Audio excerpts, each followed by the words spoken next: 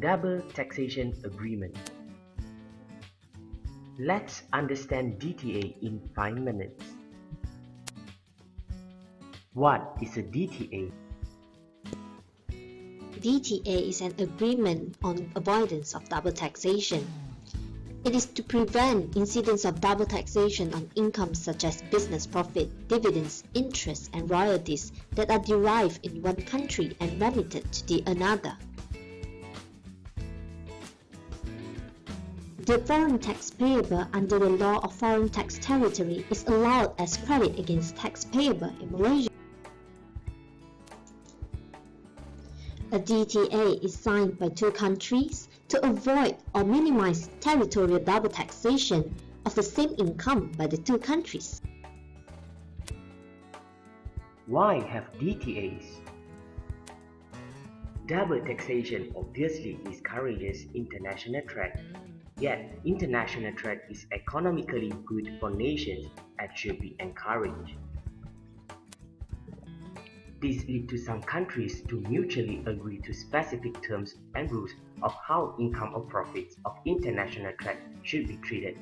Typically, two countries will enter into a DTA if the volume of transaction is big. The fundamental concept in DTA is permanent establishment. PE means a fixed place of business through which the business of an enterprise is wholly or partly carried on.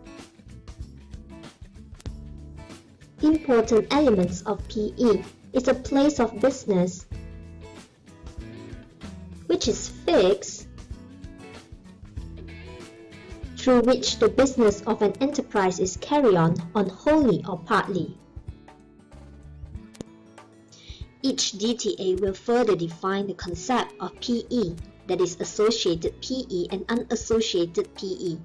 For your info, Malaysia follows OECD model to define PE. Here is the example of associated and unassociated PE in DTA of Malaysia and France.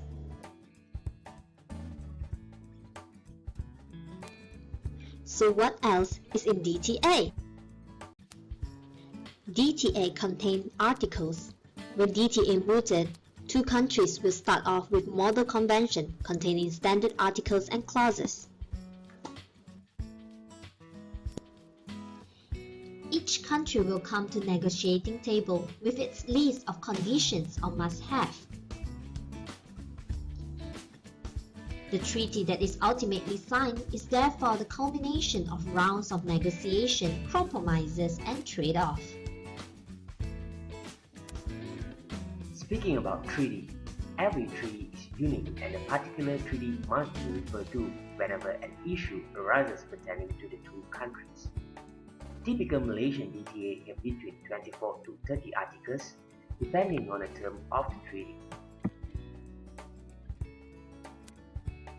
These are the few main model conventions used by different countries.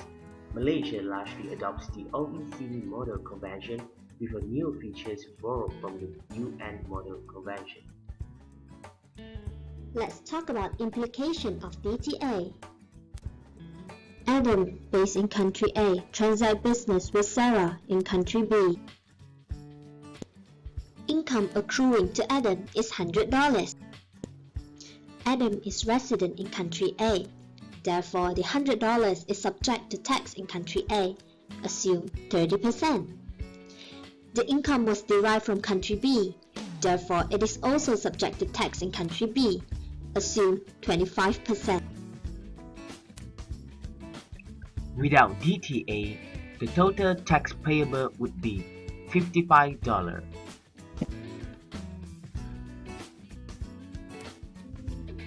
Yet, with DTA, the total tax payable would only be $30. That's all from us. Thank you.